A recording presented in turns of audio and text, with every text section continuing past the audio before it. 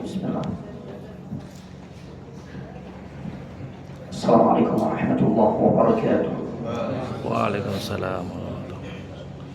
Innal hamdalillah nahmaduhu wa nasta'inuhu wa nastaghfiruhu wa nastahdihi wa na'udzu billahi min shururi anfusina wa min sayyiati a'malina may yahdihillahu fala mudilla lahu wa may yudlil fala hadiya lahu asyhadu an la ilaha illallah wahdahu la syarika lahu wa asyhadu anna Muhammadan 'abduhu wa rasuluhu la nabiyya wa la rasula ba'dahu.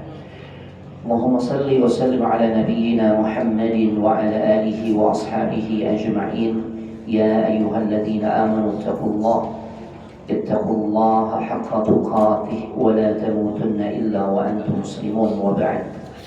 Bapak-bapak, ibu-ibu, jamaah salat zuhur yang semoga dimuliakan oleh Allah Subhanahu wa taala. Alhamdulillah, kita sangat bersyukur kepada Allah Subhanahu wa taala. Di siang hari ini gak terasa kita sekarang telah memasuki hari ke-23 di bulan Dzulqa'dah 1446 Hijriah. Dzulqa'dah itu spesial jemaah. Kita kadang-kala memahami bulan yang mulia itu hanya sebatas Ramadan. Ini pemahaman yang keliru jemaah. Di dalam Islam tidak hanya Ramadan yang istimewa, namun ada 4 bulan lainnya. Dan itu Allah sampaikan dalam surah At-Taubah ayat 36. Inna iddatash syuhuri 'indallahi 12 syahran fi kitabillah. Sesungguhnya jumlah bilangan bulan dalam 1 tahun Allah tetapkan ada 12. Sejak penciptaan langit dan bumi, konsepnya Allah jadikan 1 tahun berputar terus begitu, ada 12 bulan. Di kelanjutan ayat ini agak loncat sedikit, Allah mengatakan dari 12 bulan tersebut minha arba'atun hurum. Ada 4 yang Allah spesialkan yang masuk kategori bulan-bulan haram. Nabi jelaskan thalathah mutawaliyah, 3 bulan berturut-turut. Dzulqa'dah, Dzulhijjah, Al-Muharram. 1 terpisah, Rajab. Artinya kita sudah memasuki momen-momen istimewa tersebut jemaah. Keistimewaannya apa Ustaz? Setiap ibadah, setiap amal saleh, setiap ketaatan yang kita lakukan di bulan-bulan haram, maka nilai pahalanya Allah lipat gandakan. Mirip gak dengan Ramadan? Bedanya, ya kalau Ramadan setannya dibelenggu, ya makanya nuansanya beda kan. Tapi kok ini beda nuansanya Ustaz? Iya, karena kalau Ramadan kan setan dibelenggu, 1 juz baca Al-Quran per hari nyaman gitu ya. Tapi kalau di luar Ramadan termasuk nih di 4 bulan yang Allah muliakan, tetap effort kita harus lebih. Makanya Nabi sallallahu alaihi wasallam pernah mengatakan, al-ibadatu fil haraj kal hijrah ilayya. Seseorang yang dia tetap bersemangat beribadah kepada Allah di masa-masa haraj. Apa itu haraj? Di momen-momen, di waktu-waktu, di banyak ya, ketika banyak manusia lalai, ya, tapi kita semangat beribadah, maka sesungguhnya dia akan mendapatkan keutamaan seperti hijrah menuju Nabi sallallahu alaihi wasallam. Ya, baik Bapak Ibu jemaah sekalian, semoga dimuliakan oleh Allah Subhanahu wa taala. Jadi semangatlah untuk kita terus ya beribadah kepada Allah, bahkan lebih meningkatkan kualitas dan kuantitas ibadah kita, karena memang di bulan-bulan yang sekarang kita sudah berada di dalamnya, Dzulqa'dah, Dzulhijjah dan ada Muharram nanti, 3 bulan berturut-turut ini adalah bulan yang sangat spesial. Nah, jemaah sekalian semoga dimuliakan oleh Allah Subhanahu wa taala, kita akan kembali melanjutkan pembahasan sirah An-Nabawiyah. Nah, perjalanan hidup manusia terbaik di muka bumi itu Nabi kita Muhammad sallallahu alaihi wasallam. Tema yang akan kita angkat adalah bagaimana beratnya kehidupan yang Nabi jalani tatkala beliau berdakwah ke kota Taif. Ya, alasan Rasulullah SAW memilih dakwah di Taif yang pertama, karena pintu dakwah di Mekah telah ditutup. Orang-orang musyrikin Quraisy yang menguasai kota suci Mekah nggak mengizinkan Nabi untuk melanjutkan melanjutkan aktivitas dakwahnya, mengajak manusia untuk ke jalan Allah, masuk ke dalam Islam, menjadikan Allah satu-satunya yang paling berhak untuk ibadahi yang benar dengan konsep tauhid, dan juga meyakini bahwasanya beliau adalah utusan Allah. Tertutup pintu itu. Ya, beliau udah nggak dikasih panggung lagi itu dakwah di Mekah. Namun demikian, dakwah itu adalah aktivitas yang bagi Nabi ibarat nafas. Aktivitas yang nggak mungkin bisa dipisahkan dalam kehidupan Nabi SAW. Di pasar dakwah, ada rombongan dari luar Mekah datang ke Mekah untuk beribadah di dalamnya, maka Nabi dakwahi. Di kalangan budak Nabi samperi, Nabi dakwahi. Di kalangan para pembesar Nabi datangi, Nabi dakwahi. Ya, semua kalangan didakwahi oleh Nabi SAW. Setiap kesempatan yang ada, sekecil apapun, Nabi dakwahi. Sampai di celah-celah bukit, nanti kita akan sampai kisah Bai'atul Aqabah 1 dan 2. Ya, itu aktivitas dakwah yang beliau lakukan secara sembunyi-sembunyi di tengah malam. Ya Allah, beliau tetap lakukan di celah-celah bukit yang ada di wilayah Aqabah. Aqabah itu di mana? Ada yang tahu kan? Sebelah mana Cilandak? Aqabah ini ada di wilayah Mina. Ya, ini nuansa haji sudah terasa nih. Karena memang sudah masuk bulan haji ya, Syawal, Dzulqa'dah, 10 hari awal Dzulhijjah itu haji, bulan haji. Ya Allah, Aqabah itu posisinya di Mina, ya, di situ Nabi SAW juga berdakwah. Nah, ketika pintu dakwah di Mekah telah tertutup, bukan berarti Nabi menghentikan aktivitas dakwahnya. Ya, maka beliau berpikir daerah mana, wilayah mana lagi yang akan menjadi pusat dakwahnya Nabi berikutnya setelah di Mekah. Sudah tidak mendapatkan kesempatan lagi beliau berdakwah di situ. Ya, sebenarnya kota-kota yang terdapat di Jazirah Arab sangat banyak. Ada Jeddah, ada Yanbu, ya, ada Yathrib yang sekarang sebutannya adalah Al-Madinah Al-Munawwarah, ya, ada juga Taif. Banyak pilihannya sebenarnya, ya, banyak sekali pilihannya. Tapi kemudian kenapa Nabi SAW menjatuhkan pilihan? Setelah di Mekah udah nggak boleh lagi dakwah, maka beliau jatuhkan pilihannya adalah ke kota Taif.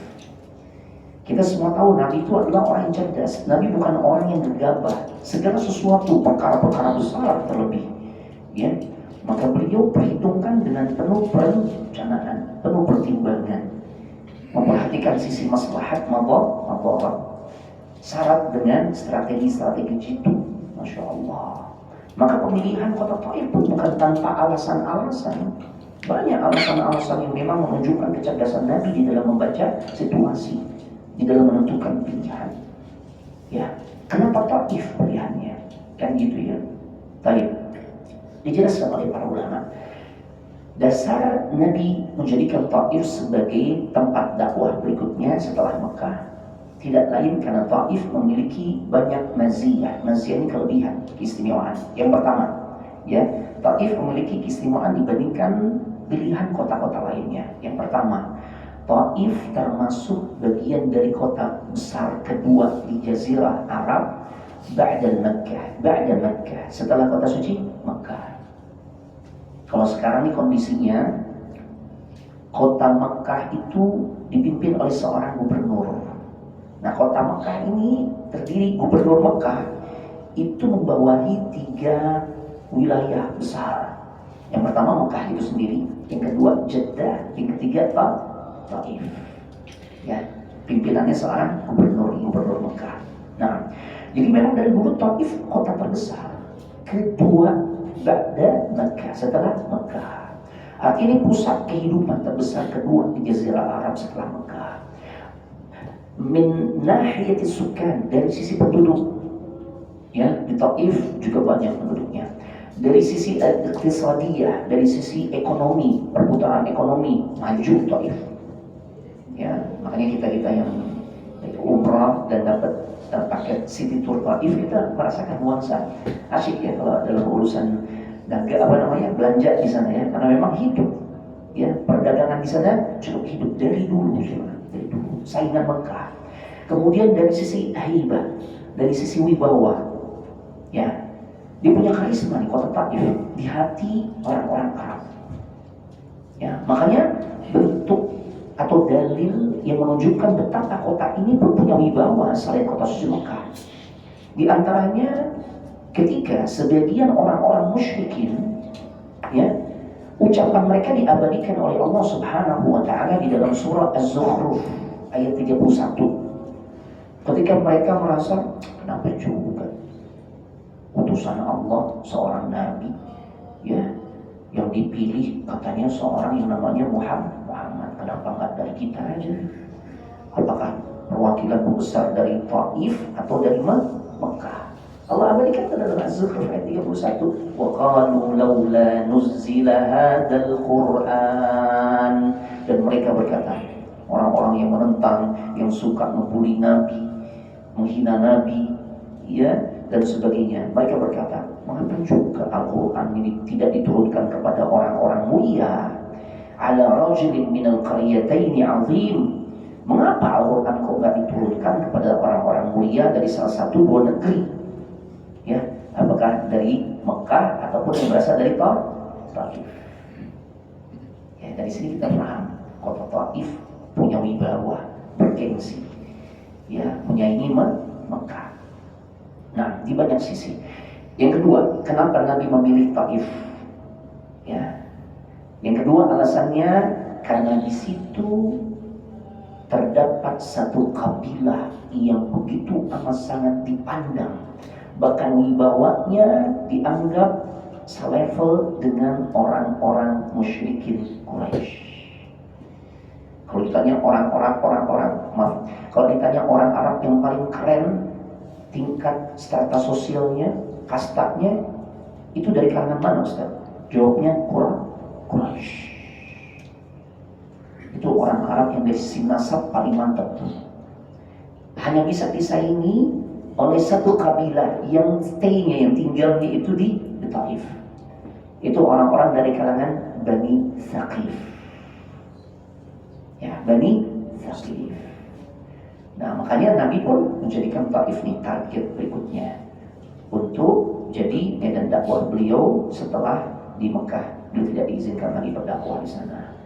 Ya, beliau berharap kalau Taif bisa diajak penduduknya untuk masuk Islam, maka ini akan menjadi sebuah hal besar, ya, yang pada akhirnya nanti mempengaruhi itu gerakan dakwah berikutnya. Oh, masya Allah, ya, ini cerdas semua. Yang ketiga, kenapa Taif yang dipilih oleh Nabi Sallallahu Alaihi Wasallam? Karena ternyata para ulama sejarah mengatakan adanya persaingan atau perseteruan antara Mekah dan Taif dalam hal sesuatu yang sifatnya situs-situs keagamaan. Ya. Di Mekah selain ada Ka'bah, di masa lalu ada satu berhala yang begitu amat sangat disakralkan, dikultuskan. Ya, nama berhalanya adalah Hubal. Ya. Nah, Taif juga punya namanya Lata. Ya, makanya Lata, Uzza, Hubal, Manat, dan seterusnya. Ya, situs-situs keagamaan yang disakralkan di Mekah ada, Taif juga punya. Ya Allah. Nah, kemudian yang keempat, min nahiyatil masafah, dari sisi jarak antara kota suci Mekah dan kota Taif, ya, dari Mekah menuju Taif ini dianggap jarak yang terdekat dibandingkan pilihan yang lain. Nggak sampai 100 kilo. Mau ambil Jeddah misalnya, Jeddah di atas 100 kilo. Yathrib kejauhan 450 kilo atau hampir 500 kilometer. Taif nggak sampai 100 kilo. Walaupun memang medannya ekstrim, gitu ya. Nah, di sisi lain Rasul memang tidak ingin pergi jauh dari kota suci Mekah. Ya, tapi alasan yang berikutnya, Taif punya kedudukan penting bagi orang-orang Mekah. Banyak orang-orang Mekah yang punya aset di Taif. Banyak orang-orang Mekah, mereka punya asetnya di mana? Taif. Ya, bagi Taif ini wilayah yang subur. Ya, kita kalau ke Taif kan nyaman ya, dingin.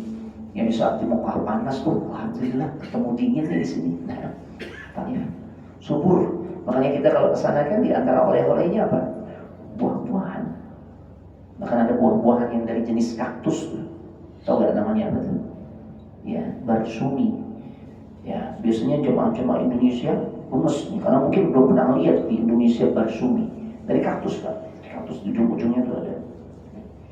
Ya, kita kalau lupa ngasih tahu tuh langsung megang. Itu ternyata punya duri kecil, Pak. Hati-hati. Ya. Jadi kalau beli barsumi itu yang sudah dikupasin aja, Pak. Disimpel. Karena duri itu kecil-kecil, halus dan tajam, Pak. Ya Allah. Jadi kota Taif itu memang kota yang memiliki kedudukan penting bagi penduduk Mekah. Karena banyak orang-orang Mekah yang punya aset di kota Taif. Sampai nanti kita dapat kisah Nabi saat menyelamatkan diri, tibalah beliau bersama Zaid ibn al-Harithah yang mendampingi dirinya ke sebuah kebun anggur. Itu punya orang Mekah, punya Rabi'ah. Ya, baik. Berjalanlah Rasulullah SAW dari Mekah menuju Taif, dan Rasul ya memilih konsep masyian ala aqdam. Rasul datang ke Taif dalam keadaan jalan kaki hampir 100 kilo dengan medan yang pastinya ekstrim. Karena kondisi sekarang aja di mana pemerintah Saudi sudah banyak membuka akses jalan, kita udah bisa lihat, ya Allah, Taif ekstrim banget nih, ya kan? Jalan berkelok-kelok, wow, jurang dan sebagainya. Itu kan udah dibuka akses. Gimana jalan dulu? Naik gunung, turun gunung, naik gunung, terus begitu. Kan jalan-jalan yang kita lewati itu sebenarnya gunung-gunung di masa lalu, Pak. Hotel-hotel yang kita tinggali kalau kita umrah atau haji itu gunung-gunung, Pak.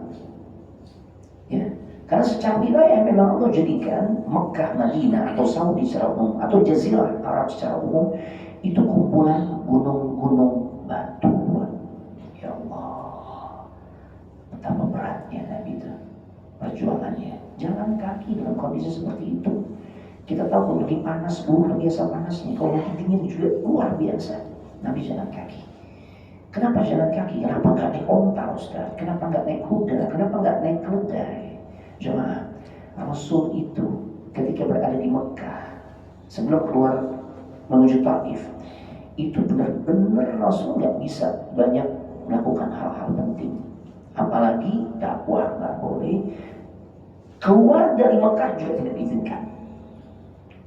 Ya. Makanya gimana caranya agar beliau bisa keluar dari Mekah tanpa ya diketahui oleh orang-orang Mekah? Maka beliau membuat strategi ya, saat beliau keluar Mekah itu ditemani oleh seorang sahabat, dan sahabat ini bukan orang yang terpandang di kalangan orang-orang musyrikin Quraisy. Makanya yang menemani beliau itu bukan sosok Abu Bakar As-Siddiq, bukan pula Umar, bukan pula Utsman ataupun Ali. Bukan, tapi seorang sahabat yang dulunya statusnya adalah abdul, budak, Zaid ibn al-Harithah. Jalan kaki dan gak dicurigai, karena kalau naik kuda, naik onta, mana nih keluar Mekah nih, paham. Makanya jalan kaki. Dan yang menemani dirinya juga bukan sosok orang terpandang, gak dicurigai. Paling cuma ya berjalan-jalan biasa, beraktivitas seperti biasa. Nah, itu ini menunjukkan kecerdasan Nabi sallallahu alaihi wasallam.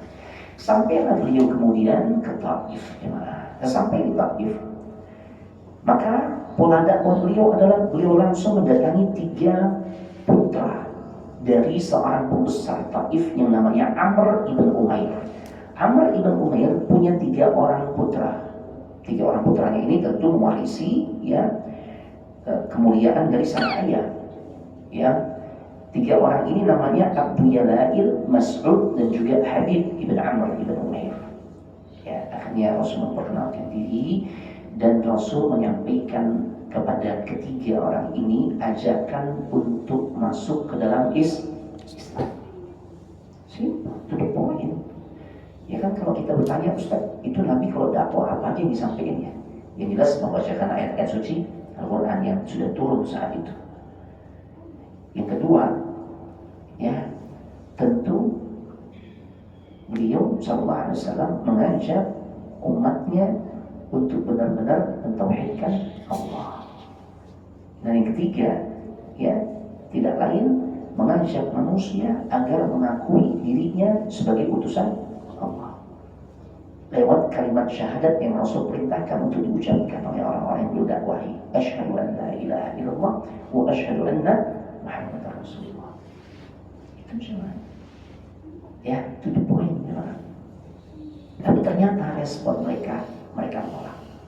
Bahkan bukan cuma nolak, menghina Nabi, jemaah. Coba, aktivitas dakwah itu bukan aktivitas yang tanpa ujian dan cobaan. Kita mau main di level manapun pasti syarat dengan yang namanya ujian dan cobaan. Baru merintis susah, udah gak dibolehin lagi satu. Baru kita bikin kajian lagi semangat-semangatnya, dibubarin Ustaz. Atau pengurus di boikot dan sebagainya. Suka tidak mengalami hal kayak gitu? Ada. Ya, kan? Tapi ini bukan hal yang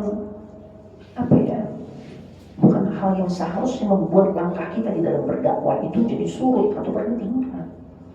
Nabi coba bayangkan di tanah kelahirannya sendiri dilarang untuk berdakwah. Dia bukan berdatang Pak di Mekah, putra daerah Pak.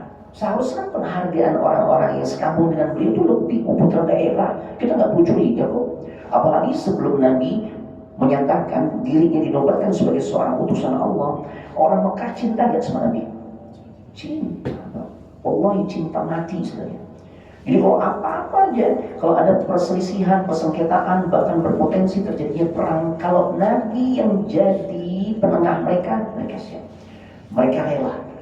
Ketika mau perang dengan sebab rebutan untuk meletakkan Hajar Aswad, kan pada rebutan tuh, kabilah kita yang paling berhak mau perang tuh.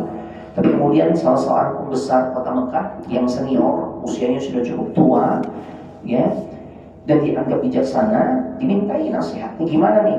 Ini kalau nggak ada penengah kita bakal perang nih, pertumpahan darah. Akhirnya, ya orang tersebut memberikan arahan. Kita tunduk, kita patuh kepada orang yang nanti pertama kali masuk masjid. Ya, siapa orang pertamanya, maka dia yang kita pilih. Akhirnya mereka sepakat, ya baiklah. Tunggu siapa nih masuk nih. Ternyata yang masuk adalah Nabi kita Muhammad SAW. Begitu Nabi yang datang, apa respon semua kabilah yang saat itu bersiap perang? Ya, satu sama lain. Mereka mengatakan, Atanal Amin. Yang datang kita nih orang yang paling kita percayai. Kalau dia, tak perlu kita ragukan. Sangat dicintai, ada di hati orang-orang Mekah. Tapi begitu Nabi SAW dinobatkan menjadi seorang Nabi dan Rasul, ditandai dengan menerima wahyu surah Al-Alaq ayat 1 sampai ayat 5, yang kemudian berlanjut surah Al-Mudaththir dan seterusnya, maka beliau mendapatkan kewajiban untuk menyampaikan dakwah kepada manusia, mengajak manusia untuk menyembah Allah semata dan mengakui dirinya sebagai utusan Allah. Mulailah permusuhan demi permusuhan, kezaliman demi kezaliman, Rasul rasakan. Ya, itu jadi orang-orang yang berdakwah ini harus siap, gitu, bukan cari musuh, enggak, cuma dia harus siap dengan konsekuensi bagi orang-orang yang terjun di dunia dakwah. Apakah memang dia yang terjun langsung, ya, atau memang yang di belakang layar? Harus siap, Pak. Ya, Masya Allah. Nabi mendakwahi 3 orang pembesar ini. Yang pertama, Abdul Yalail, diajak masuk Islam. Kita tengok bagaimana respon Abdul Yalail ibn Amr ibn Umair. Dia katakan, ya ini kalau benar ente adalah utusan Allah, ya, maka saya akan koyak-koyak, saya akan robek-robek tuh kiswah Ka'bah. Artinya saking sebelnya nih orang, ini kok datang jauh-jauh ngaku jadi seorang Nabi utusan Allah. Dan si Abdul Yalail amat sangat gak percaya kalau ente benar-benar seorang utusan Allah. Ka'bah yang begitu amat sangat disakralkan, yang amat sangat dimuliakan, kiswahnya aneh robek-robek tuh. Ini hinaan ya Pak? Hinaan. Ini penghinaan yang luar biasa. Ya, andai pun dia orang nggak mau nerima ajakan Nabi, ya sudah, nggak perlu menghina. Kan gitu ya, enggak. Ya. Dan kemudian yang kedua, Mas'ud ketika diajak masuk Islam dan mau mengakui bahwasanya Nabi adalah utusan Allah. Apa kata Mas'ud? Kata Mas'ud, emangnya Allah nggak punya orang lain apa yang lebih pantas untuk dipilih menjadi seorang utusannya? Ngaku-ngaku jadi Nabi. Ya, subhanallah. Ya, ini Pak, ini kembali hinaan yang Nabi SAW mendapatkan. Yang ketiga, Habib Ibn Amr Ibn Umayr, dia berkata ketika diajak masuk Islam oleh Nabi SAW, apa ejekan yang dia sampaikan? Demi Allah, wallahi, ya aku tidak akan pernah lagi mau bicara kepada dirimu jika engkau lagi-lagi berbicara mengajak aku dan mengajak manusia, ya, untuk beribadah kepada Allah dan mengakui dirimu sebagai utusan Allah. Ya. Artinya saya nggak akan pernah mau dengar omonganmu, engkau ini pendusta besar tuh gitu. Ya Allah. Ya. Nah, meskipun Rasulullah SAW itu merasa sangat tersakiti dengan balasan mereka, akan tapi Rasul mengatakan, baiklah, ya, tapi aku berharap kalian merahasiakan pembicaraan ini. Artinya karena akses info orang-orang Taif dengan orang-orang Mekah, mereka itu saling memberi kabar berita gitu loh. Tolong jangan kabarkan, jangan ceritain bahwa saya datang ke sini untuk mendakwai kalian. Jangan ceritakan saya sudah berada di Taif. Itu loh. Kalau kalian memang tidak menerima ajakanku, tidak masalah. Tapi tolong, saya minta tolong jangan kabarkan orang-orang Mekah tentang keberadaan diriku. Ya Allah. Ya, namanya orang-orang kayak gitu Pak, akhirnya ceritain kirim utusan, masih tahu Muhammad ada di Taif. Dia ngajak-ngajak ya orang Taif untuk masuk ke agamanya. Masya Allah.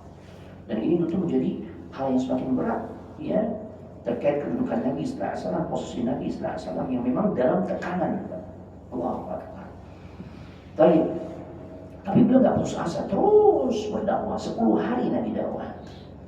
Ya, sampai pada akhirnya puncaknya orang-orang Taif, penduduk Taif memutuskan untuk mengusir Nabi Sallallahu Alaihi Wasallam. Ya, dan bentuk pengusirannya itu dengan cara yang amat sangat zalim. Ya, tatkala dibuat 2 barisan, ya, 1 baris di kanan, 1 baris di kiri. Nabi diperintahkan untuk jalan di tengahnya bersama sahabat yang mendampinginya untuk keluar dari kota Taif. Mereka sudah berjejer, baik dari kalangan anak-anak, remaja, dewasa, perempuan, laki-laki, budak, orang merdeka, semua bikin barisan. Biar Nabi nanti keluar melewati, ya, 2 barisan ini bersama sahabatnya Zaid bin Al-Harithah. Dan tatkala Nabi keluar, ya, dari kota Taif, mereka timpuki Nabi dengan batu. Ya Allah. Zaid bin Al-Harithah yang amat sangat cinta kepada Nabi SAW berusaha menutupi tubuhnya Nabi dari lemparan batu, tapi karena batu datang dari segala penjuru, maka beliau berdarah, Nabi pun berdarah-darah. Ya Allah. Ya, mereka hujani Nabi dengan batu, mereka teriaki Nabi dengan caci maki, dengan ejekan, dengan hinaan. Ya Allah. Setelah mereka, yaitu Nabi dan Zaid bin Al-Harithah, berlari untuk menyelamatkan diri, tertatih-tatih, Allahu Akbar. Ya, terus dikejar, ya, terus dikejar, sampai melempari terus dengan batu. Ya Allah, sampai tibalah kemudian keduanya, itu Nabi dan Zaid bin Al-Harithah, di sebuah kebun anggur. Ya Allah, yang dimana di kebun anggur itu, ya, dijaga oleh seorang budak yang namanya Addas. Kebun anggur tersebut milik orang Makkah yang namanya Rabi'ah. Dan ternyata orang-orang Taif tidak berani masuk ke pekarangan kebun tersebut. Ya, dengan kata lain, Allah selamatkan Nabi dan juga Zaid bin Al-Harithah. Beliau bernaung, ya, di bawah pohon-pohon anggur tersebut, menyandarkan tubuhnya, darah mengalir. Ya Allah. Ya, pakaiannya robek. Ya Allah. Sehingga pada akhirnya di tengah kesedihan yang begitu amat sangat menyakitkan, ya, ternyata Rasulullah SAW dalam kondisi seperti itu, beliau berpikir gimana nih kembali ke Mekah. Karena ternyata hal yang sepatutnya dirahasiakan yang beliau minta kepada orang-orang Taif ternyata dibocorkan. Mereka kabarkan Muhammad udah di Taif nih. Ya, dia berbuat ulah begini begitu. Oh ya Allah. Ya. Sehingga pada akhirnya akan membuat sulit diri Nabi SAW harus kemana nih? Ya, jadi seakan-akan terkunci itu posisinya. Dia harus masuk kemana nih? Di Taif terusir, di Mekah udah dikasih tahu udah bocor, maka tentu mereka akan ambil sikap. Ya, akhirnya beliau pun mengangkat tangan untuk berdoa kepada Allah. Jemaah, ini jemaah. Ya, kadang-kadang kita merasa buntu dengan masalah yang kita hadapi, jemaah. Ya, karena kita menyadari akan kelemahan diri kita. Namun yang jangan pernah kita kemudian melupakan hal penting yang sepatutnya kita lakukan adalah minta pertolongan kepada Allah Subhanahu. Sebagaimana yang Nabi SAW lakukan, beliau mengangkat tangan, ia mengungkapkan betapa sakitnya ya hati yang beliau rasakan saat itu, tapi beliau tumpahkan dalam ungkapan-ungkapan doa. Dan ungkapan-ungkapan doa yang Nabi sampaikan tidak sedikit pun menunjukkan protes beliau terhadap Allah Subhanahu wa taala. Ya Allah, saya dalam kebaikan, saya bimbing manusia ke jalan Allah, ke jalan-Mu ya Allah. Kenapa begini yang saya terima? Tidak ada. Itu mungkin kita yang seperti itu. Ya. Tapi Nabi SAW mengajarkan kepada kita tentang konsep kesabaran.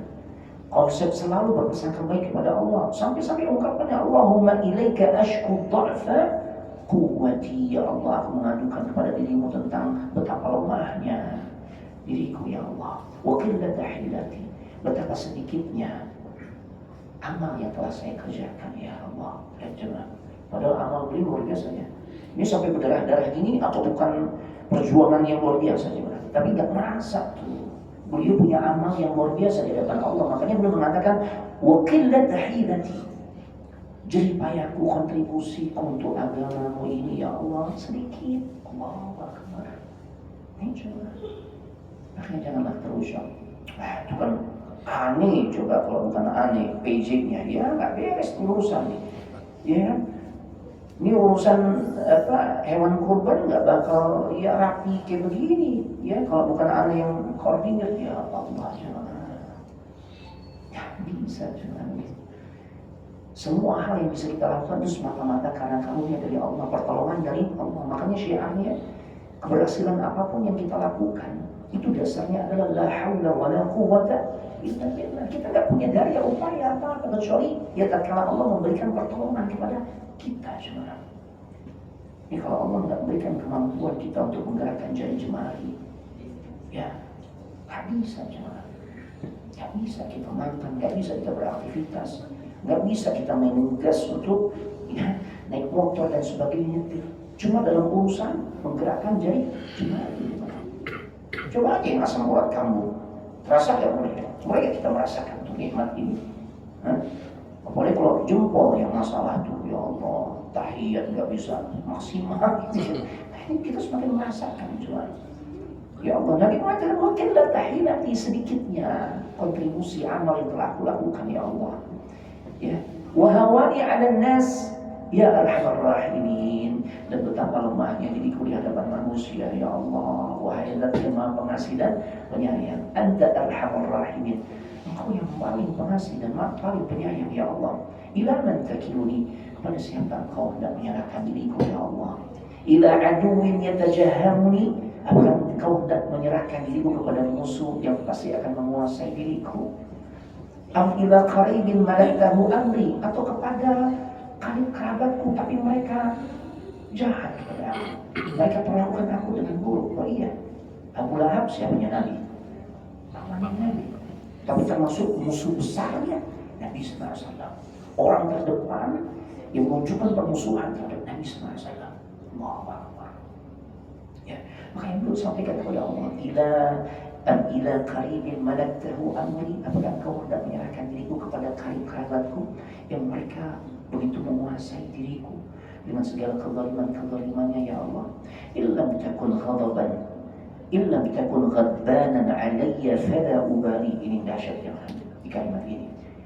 Ya, apapun yang Engkau tetapkan untuk aku jalani, apakah Engkau yang memberikan kekuasaan kepada musuh-musuhku untuk menguasai diriku, atau kepada kerabat-kerabatku yang jelas-jelas mereka juga memusuhi diriku, aku nggak peduli ya Allah, tak masalah bagiku. Yang penting Jangan sampai engkau murka kepada diriku ya Allah. Oh ya Allah. Dengan kata lain, ini seberat apapun ujian ini, sekalipun saya harus berdarah-darah ya Allah, ini jauh lebih ringan jika dibandingkan kalau yang aku hadapi adalah kemurkaan-Mu ya Allah. Syukur, luar biasa. Inna afiyataka awsa'u li, karena sesungguhnya ampunan-Mu, pemaafanmu itu jauh lebih luas. Sesuatu yang amat sangat saya harapkan untuk diriku ya Allah. Itu sesuatu yang berarti buat diriku ya Allah. A'udzu binurika wajhika alladhi ashraqat lahu adh-dhulumat. Aku berlindung dengan cahaya wajah-Mu ya, yang kegelapan akan sirna dengannya. Allahu Akbar. Wa salaha alaihi amru dunya wal akhirah an tunzila bi ghadabak an tuhilla alayya sakhatak lakal udba hatta tarda la quwwata illa bika. Aku berlindung dengan nur cahaya wajah-Mu yang menyinari kegelapan, yang dengan cahaya itu maka akan menjadi baik segala urusan dunia kan, begitu juga urusan di akhirat. Ya, kami akan selamat dari kemurkaan-Mu dan juga kemarahan-Mu ya Allah. Aku akan terus mencari keridhaan-Mu sekalipun dengan cara seperti yang sekarang saya rasakan ya Allah, sampai Engkau memberikan keridhaan-Nya kepada diriku ya Allah. Karena tidak ada daya dan upaya melainkan dengan pertolongan-Mu ya Allah. Allahu Akbar, dahsyat juga. Gak ada tuh protes Allah, gak ada. Ya, nyesel gue hijrah, tuh kan. Ini susah hidup gue, nah, tuh kan. Coba dulu belum hijrah, minimal take home pay 20 juta. Begitu hijrah, aduh, UMR aja juga kayaknya susah. Tuh. Ini salah konsep cuma. Hijrah itu perjuangan. Spirit hijrah itu berjuang. Ini kan Nabi hijrah dari Mekah menuju Taif, berjuang. Yang namanya berjuang itu mengorbankan apapun yang kita miliki untuk menghadapi hal-hal yang menyakitkan. Kita salah konsep. Hijrah, sebelum hijrah 20 juta. Ya paling enggak kalau hijrah kan anak udah kembali ke jalan Allah Ustaz. Ya take home pay. Beti lah, beda tipis lah, 17 juta masih lah. Jadi konsepnya tuh apple to apple, salah. Harusnya apple to oppo. Jadi realistis gitu loh. Kalau apple to apple ya nggak dapat gimana? Kan Allah yang berikan dulu. Ya sejauh mana kejujuran hijrahnya dia. Lewat apa? Al-ibtila, ujian. Gitu ya. Nah, itu coba, itulah pelajaran yang bisa kita petik dari apa yang Nabi SAW jalani di peristiwa Taif. Tapi dibanding kezaliman, penderitaan yang beliau rasakan, Allah gak akan membiarkan hambanya tanpa pertolongan. Satu kampung, satu Taif gak ada yang mau menerima dakwah Nabi SAW. Bahkan berujung pengusiran yang begitu kejam kepada Nabi kita SAW. Tapi kemudian Allah hantarkan hidayah Islam itu kepada seorang budak yang menjaga kebun milik Utbah ibn Rabi'ah yang namanya Addas. Ya Allah. Ya, ketika Rasul menyelamatkan diri masuk ke kebun anggur, maka Addas datang. Ya, dan Rasul mengawali dirinya memperkenalkan diri dulu. Mengawali dengan memperkenalkan diri. Itu jemaah kita. Belum apa-apa nih, jangan langsung nembak. Sholat begitu salah bro. Kenal belum apa belum udah nembak jemaah. Kenalan dulu. Assalamualaikum. Ya, afwan tadi itu sejauh yang anak pelajari itu cara yang salah. Ya, kalau sholat dulu salam, assalamualaikum warahmatullahi wabarakatuh. Buka telapak tangan kanan. Salam kiri, assalamualaikum warahmatullahi wabarakatuh. Buka telapak tangan kiri. Nabi pernah menyampaikan dengan tegas, jangan kita melakukan sholat kama qala Nabi sallallahu alaihi wasallam yang perilakunya itu mirip binatang, gerakan-gerakan binatang. Kuda dan sejenisnya, dia kalau menoleh ke kanan, maka buntutnya juga akan ikut ke kanan. Nengok ke kiri, ikuti lagi, buntut ke kiri, sama. Makanya nggak ada seperti itu. Tapi kenalkan diri dulu. Silakan, fakulasi ya, masya Allah. kemudian jangan langsung nembak. Nabi kan begini, ketika mendakwai Adas, kenalkan dulu dirinya, anak Muhammad. Ya, beliau kenalkan dirinya, anak Adas. Tuh, ya baru. Ya, di sini ada pintu yang sudah mulai cair, kita bisa berbincang-bincang. Nah, Nabi itu begitu. Ya. Nah, ketika Adas menyodorkan beberapa tandan anggur untuk Nabi nikmati, ya, ternyata Nabi SAW pun menerima pemberian tersebut, dan ketika akan memakan anggur-anggur tersebut, Nabi mengucapkan Bismillah. Kalimat yang membuat kaget Adas. Ya. Karena kalimat ini belum pernah didengar oleh Adas diucapkan oleh orang-orang Arab. Maka dia bertanya, ya Bismillah, wah kalimat apa nih? Masya Allah. Akhirnya terjadi pembicaraan. Ya, Nabi tanya, ya namamu Adas, engkau berasal dari mana? Min aina anta? Min aina ji'ta? Dikatakan ji'tu min Ninawa. Aku berasal dari kota Ninawa. Nabi langsung menimpali, Ninawa. Ya, itu kampung halaman saudaraku yang namanya Yunus ibn Matta. Nabi Yunus. Karena semua nabi sesungguhnya bersaudara. Adas berkata, apa yang kamu tahu tentang Yunus? Maka Rasul mengatakan, huwa akhi, beliau saudaraku. Dia adalah seorang nabi utusan Allah, sebagaimana aku juga adalah nabi utusan Allah.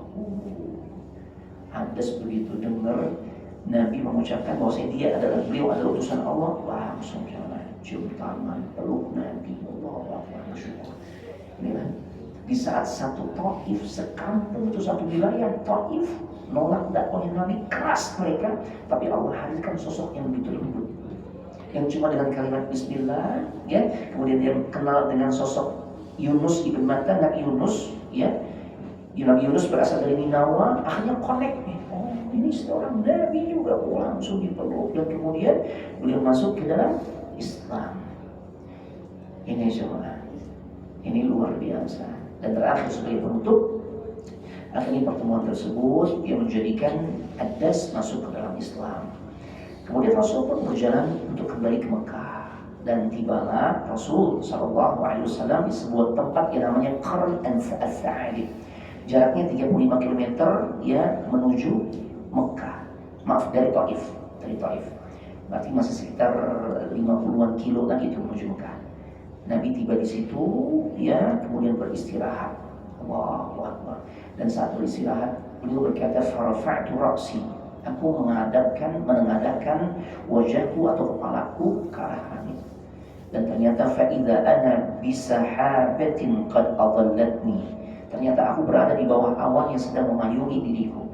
Dan aku melihat ke arah awan tersebut, dan ternyata ada Jibril. Ya. Fanadhartu fa'idha fiha Jibril. Aku lihat Jibril. Ya Allah.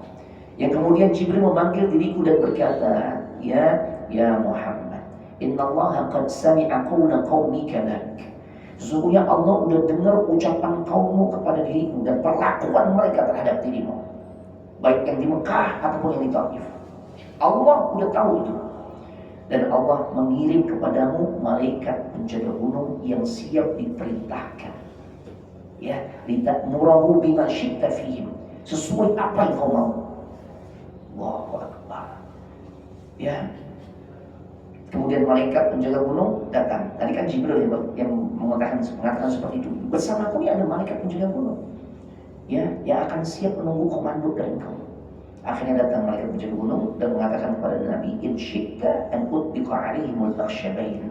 Kalau engkau mau ya Muhammad, aku tibanin nih gunung kepada kaum yang telah melakukan kezaliman terhadap dirimu dengan kata-kata dan dengan sikapnya. Dua gunung sekaligus, biar penduduk Mekah hancur, penduduk Taif hancur. Allahu Akbar. Nabi lagi berdarah-darah enggak? Kalau itu terjadi pada kita, Pak, gas ya, Pak. Paspor gitu ya. Jangan sisain gitu ya. Nabi enggak. Allahumma ighfir liqaumi fa innahum la ya'lamun. Ya Allah, ampuni mereka belum paham ya Allah. Wa fi riwayat dijelaskan, la'alla Allah an yukhrija min aslabihim man yaqulu la ilaha illallah. Aku masih berharap akan muncul generasi keturunan dari orang tua yang seperti ini, nanti generasi yang benar-benar mentauhidkan dirimu ya Allah.